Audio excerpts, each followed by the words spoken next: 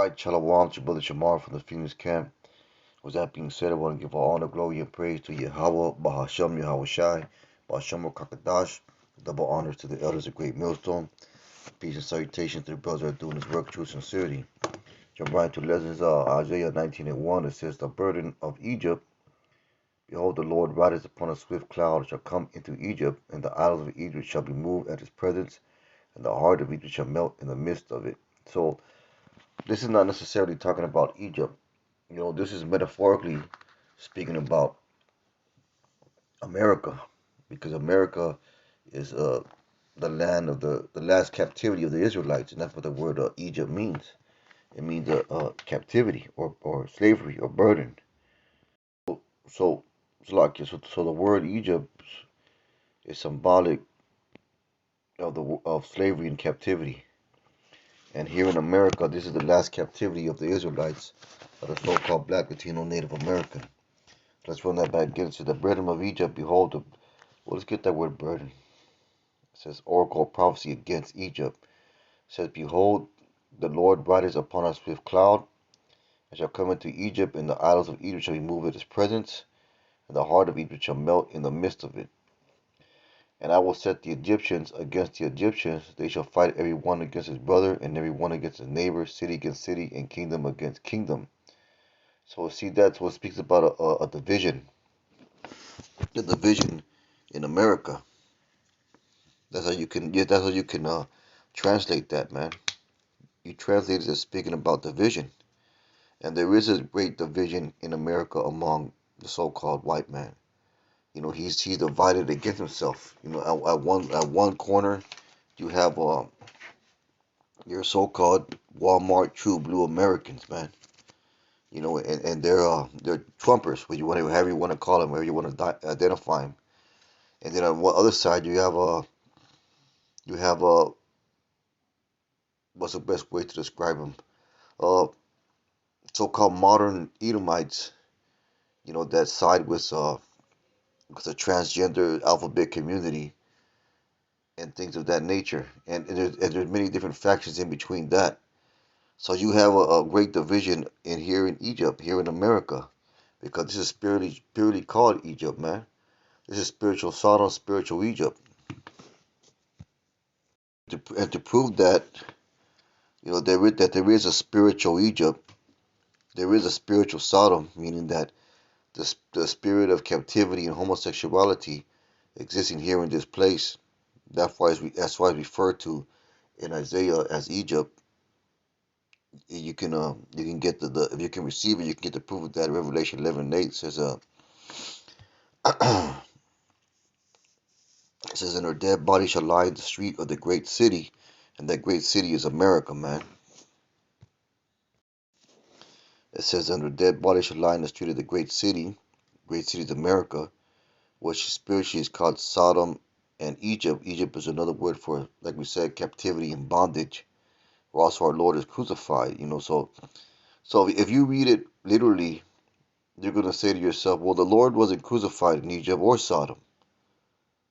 But this is speaking in the spiritual sense. How was the Lord crucified in America? He was crossed out.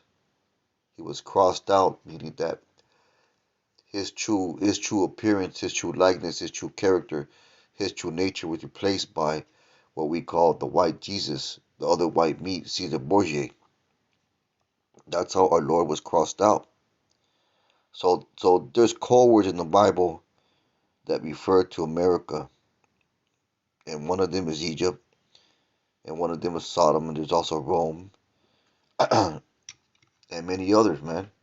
Many other code words were spiritual, metaphorical words that the Bible uses to describe America, man. So let's go back into Isaiah 19th chapter,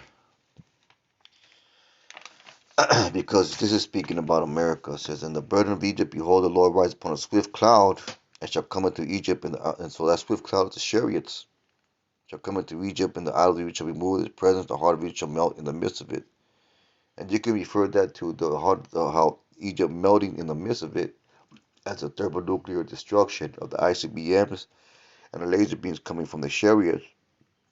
And I will set the Egyptians against the Egyptians, they shall fight every one against his brother, and every one against his neighbor, city against city, and kingdom against kingdom.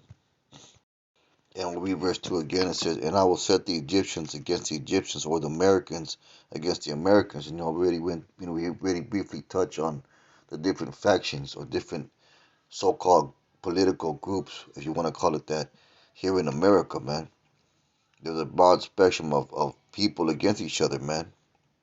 A broad spectrum of these Edomites and the different factions or belief systems that they have, which put them contrary to one another.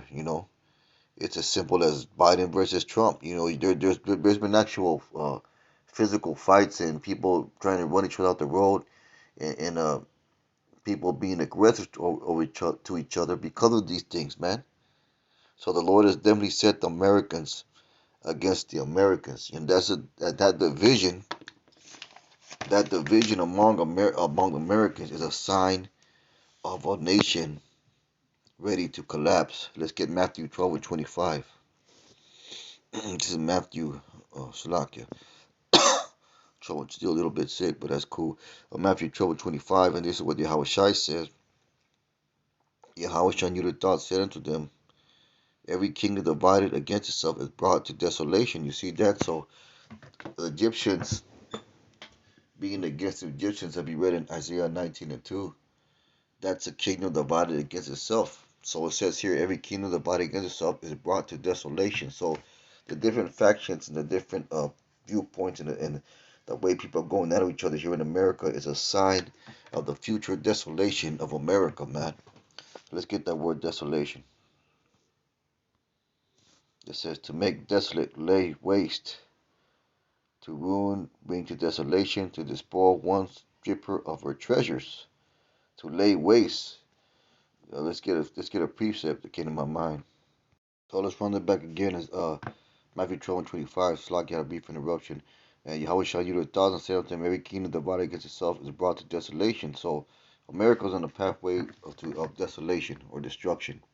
And every city or house divided against itself shall not stand. So America is in that state of division.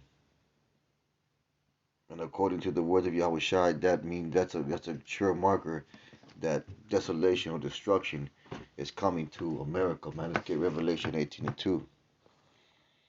This is Revelation 18 and 2. And and he cried mighty was a strong voice, saying, Babylon the great is fallen. And Babylon is another code word, if you want to call it that, for America. And it's become the habitation of devils, and the hold of every foul spirit, and a cage of every unclean and hateful bird. So Babylon is going to fall into a place of desolation, man. It's going to fall. It's not going to continue on in its rulership in America, man.